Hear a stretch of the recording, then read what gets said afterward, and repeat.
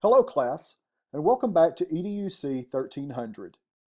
In our last lesson, we discussed scripts, how we write those scripts, and we discussed ways we could counteract those limiting beliefs of our past. In this lesson, I would like to go one step further and ask you to think differently about the way that you learn. As I've done in other lessons, I will be stopping this lesson to have you watch a related video. Then, I will pick up the lesson from there and continue. So again, this lesson will be a little choppy. However, like always, I will make sure the videos are in order online so you can navigate through the lesson easily. So with that in mind, let's begin. As we begin this lesson, I'd like for you to ask yourself a very simple question. That question is, am I smart? If you answered yes to that question, how do you know? If you answered no to that question, what makes you believe that? Now, let me ask you one more question. Is there such a thing as smartness? Let's see what others have had to say about the topic. According to psychologist Carol Dweck, learners can either have a fixed mindset or a growth mindset in regards to learning. Learners with a fixed mindset believe people are born with a fixed amount of ability and talent. They believe you've either got it or you don't.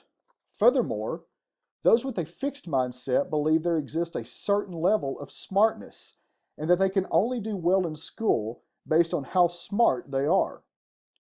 However, those with a fixed mindset often struggle because they see new challenges as threatening and they wonder if their intelligence level can meet the demands thrust upon them.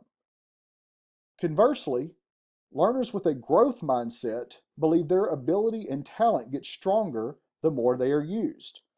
After all, those with a growth mindset believe hard work and perseverance can overcome initial difficulties. So, if you've ever said something like, I made an A in math because I'm smart, you were demonstrating a fixed mindset. Conversely, if you believe you made an A in math because you worked hard, then you were demonstrating a growth mindset. So how do we develop these mindsets? Just like other issues we've discussed, our mindsets toward learning were likely shaped by our deep cultural beliefs. If we have a fixed mindset, more than likely some important adults praised our intelligence or demeaned us and told us we were dumb. Therefore, we begin to believe that these important adults, or we begin to believe what these important adults said to us. However, if the important adults in our lives praised us for our efforts, then we likely developed a growth mindset. After all, through their positive reinforcement, we learned to do whatever we needed to do to meet the challenge and rise above it. So if you do not like the thought of limiting what you can do or be based on a faulty mindset, here are 4 ways you can counteract a fixed mindset and move towards a growth mindset. First, think of your brain as a muscle that gets stronger with exercise. When we exercise our brains, neuroplasticity occurs. Neuroplasticity is the ability of your brain to use new experiences to revise old neural networks and create new ones. We'll talk more about that in a few minutes. Secondly, set learning goals as well as performance goals. So what do I mean by that? Simply put, performance goals measure accomplishments. An example of a performance goal would be to make an A on the test.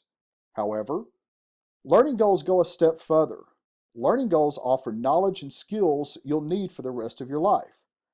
For example, a learning goal for a nursing student may be something like, I need to learn how to correctly take a blood pressure reading if I want to be a nurse. In other words, when you set learning goals, you're going beyond thinking about the grade and acknowledging there is a skill that needs to be developed. Third, to develop a growth mindset, you need to seek feedback to deepen your learning.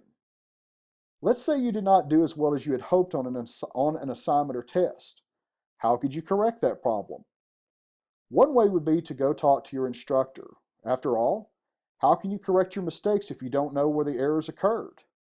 Therefore, When your performance or learning goals are not met, you should follow up and get clarification to avoid having a recurrence in the future. That being said, this step is probably the most ignored step in regards to creating a growth mindset. Why? Simply put, we all want to see ourselves as good and we seek to avoid pain. Therefore, confronting a weakness or deficiency is often hard. After all, our inner defender may view feedback as a threat. However, if we want to grow as a person, we often need to hear the feedback of others. Finally, change course when needed. I've already mentioned that my definition of insanity is doing the same thing over and over again, but expecting different results. However, course correction takes courage. You'll need to admit that what you're doing isn't working. You'll have to seek alternatives, possibly abandon the unfamiliar, and walk into the unknown. So, if you want to adopt a growth mindset, you may need to change paths when what you're doing isn't working. After all, victims stay stuck. Creators learn, change, and grow. On the last slide, I mentioned that we should think of our brain as a muscle. In fact, the brain is an amazing organ, and a lot has been discovered about how the brain functions and how humans learn. To benefit from these discoveries, let's look a little closer at the anatomy of the brain. The human brain weighs about 3 pounds and is composed of trillions of cells. About 100 billion of those cells are called neurons. This is where learning takes place. So you may be asking, how does the human brain learn? When a potential learning experience occurs, some neurons send out spikes of electrical activity. Nearby neurons do the same. As this step is repeated over and over again, the neurons begin to come together to create a neural network. According to David Sousa, the author of How the Brain Learns, the repeated firing of the pattern binds the neurons together so that if one fires, they all fire, which ultimately forms a new memory trace. So, how can you use this knowledge to develop a highly effective system for learning?